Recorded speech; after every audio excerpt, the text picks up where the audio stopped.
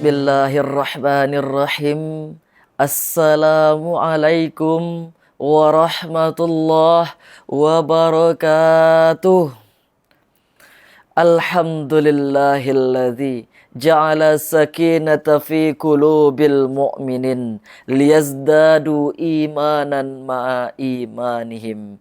Asyhadu an la ilaha illallah wa asyhadu anna Muhammadar Rasulullah. Amma ba'du. Baiklah, perkenalkan, saya Hadi Merizain dari Fakultas Agama Islam, Prodi Pendidikan Bahasa Arab, Universitas Islam Riau. Alhamdulillah adalah kata yang pantas kita ucapkan kehadirat Allah Subhanahu wa Ta'ala yang masih memberikan kita nikmat kesehatan dan keislaman sehingga kita masih dapat berjumpa pada pertemuan kali ini. Salawat beriringkan salam selalu tercurahkan kepada baginda alam, yakni putra Abdullah, buah hati Siti Aminah, jantung hati Siti Aisyah, parit pagar kota Mekah, intan mutiara kota Madinah, yang bertitelkan Habibullah, kekasihnya Allah, yang berlafazkan ringan di dalam ucapan namun berat di dalam timbangan, yakni Allahumma salli ala Sayyidina Muhammad wa ala ali Sayyidina Muhammad.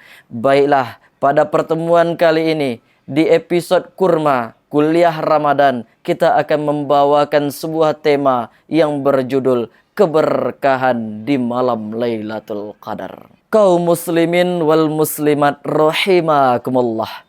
Sesuatu yang menarik di bulan suci Ramadan ini adalah dengan adanya satu malam yang jauh lebih baik daripada 1000 bulan, yang kita kenal dengan malam Lailatul Qadar.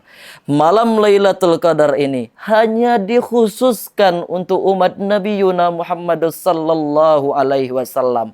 Artinya tidak ada satu umat pun sebelumnya yang mendapatkan keistimewaan baik di bulan suci Ramadan tersebut ataupun pada malam Lailatul Qadar.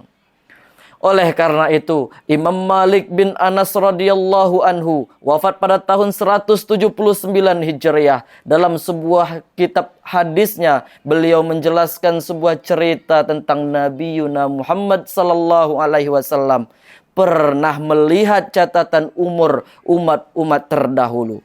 Yang beliau temukan di sana adalah banyak catatan umur-umur umat terdahulu yang jauh melebihi umat Nabi Muhammad sallallahu alaihi wasallam. Tentunya itu akan memberikan ibadah yang bahkan lebih banyak kepada umat-umat terdahulu bila dibandingkan dengan umat Nabi Muhammad sallallahu alaihi wasallam.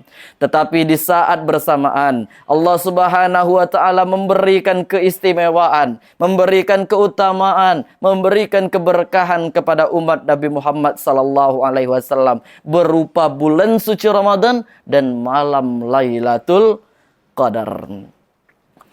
Oleh karena itu, di malam Lailatul Qadar inilah kita beribadah kepada Allah Subhanahu wa Ta'ala dengan semaksimal mungkin. Allah abadikan kemuliaan, Allah abadikan keagungan malam Lailatul Qadar di dalam satu surat Al-Quran yang tidak berhubungan dengan surat lainnya atau ayat-ayat lainnya.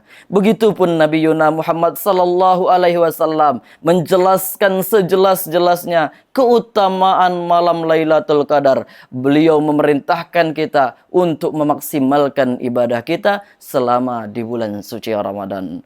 Hadirin ikhwani fillah rahimakumullah. Kita mengetahui bahwa umur umat Nabi Muhammad yang diberikan oleh Allah Subhanahu wa Ta'ala tidak bisa dibandingkan dengan umur umat-umat sebelumnya. Karena kenapa? Karena umat-umat sebelumnya jauh lebih lama hidupnya dibandingkan dengan hidupnya umat Nabi Muhammad sallallahu alaihi wasallam. Namun Allah memberikan hadiah keistimewaan yang tadi berupa malam Lailatul Qadar. Dengan malam Lailatul Qadar tersebut, pahalanya dapat disamakan dengan kita beribadah kepada Allah selama 1000 bulan. Yang artinya kita memiliki umur tambahan selama 80 tahun. Dalam ayat yang disebutkan oleh Allah Subhanahu wa taala dalam surah Al-Qadar dalam ayat 1 sampai 5, Allah menjelaskan, Bismillahirrahmanirrahim. Inna anzalnahu fi lailatul qadar. Pada malam Lailatul Qadar, Allah turunkan ayat Al-Quran. Allah turunkan Al-Quran pada malam Lailatul Qadar. Wa ma adraka ma Lailatul Qadar. Apa itu malam Lailatul Qadar? Lailatul Qadari khairum min alfi syahr. Malam Lailatul Qadar adalah malam yang lebih baik daripada 1000 bulan. Tanazzalul malaikatu warruhu fiha biizni rabbihim min kulli amr. Allah turunkan pada malam itu malaikat-malaikatnya dengan berbagai macam urusan, dengan berbagai macam tugas yang diberikan oleh Allah Subhanahu wa taala. Salamun hiya hatta matla'il fajr. Pada malam itu adalah malam yang sangat sejahtera hingga terbit fajar. Dari ayat di atas, Allah Subhanahu wa taala menjelaskan bahwa pada malam Lailatul Qadar Allah menurunkan malaikat-malaikatnya untuk turun ke langit dunia dengan berbagai macam urusan. Ada yang mencatat ajal, ada yang mencatat jodoh, ada yang mencatat rezeki, ada yang mencatat kebaikan dan keburukan yang dilakukan oleh umat Nabi Muhammad sallallahu alaihi wasallam. Maka berbahagialah yang ketika hari itu kita memiliki catatan kebaikan di sisi Allah Subhanahu wa taala. Namun sebaliknya, sungguh sangat merugi bagi kita jikalau kita di hari itu terdapat kesalahan dalam melakukan dosa dan kemaksiatan kepada Allah Subhanahu wa taala. Na'udzubillahi summa na'udzubillahi min dzalik. Dalam hal yang bersamaan, Imam Syekh Wahbah Az-Zuhaili dalam kitabnya Tafsirul Munir menjelaskan bahwa malam Lailatul Qadar bisa juga mulia sebab diturunkannya Al-Quran. Allah Subhanahu wa taala mengutus malaikat-malaikatnya dan malaikat Jibril pun meminta kepada Allah Subhanahu wa taala untuk memberikan cahaya-cahaya, memberikan keberkahan-keberkahan, memberikan keriduan kepada umatnya yang beribadah pada malam tersebut. Lalu pertanyaannya saudaraku, kapankah terjadinya malam Lailatul Qadar? Tidak ada yang mengetahui secara pasti kapan terjadinya malam Lailatul Qadar tersebut. Namun Nabi Muhammad sallallahu alaihi wasallam telah banyak menyebutkan tanda-tandanya dan bahkan menyuruh kita untuk meningkatkan amal ibadah kita, terutama di 10 malam ganjil bulan Ramadan. Namun demikian saudaraku, malam suci di bulan Ramadan tersebut, malam Lailatul Qadar tersebut, tak ubahnya seperti tamu yang kita undang. Dia hanya datang kepada orang yang mengundangnya dengan mempersiapkan kedatangannya dengan sungguh-sungguh. Artinya, tidak akan sampai malam Lailatul Qadar kepada orang yang hanya berharap tanpa mempersiapkan kedatangannya.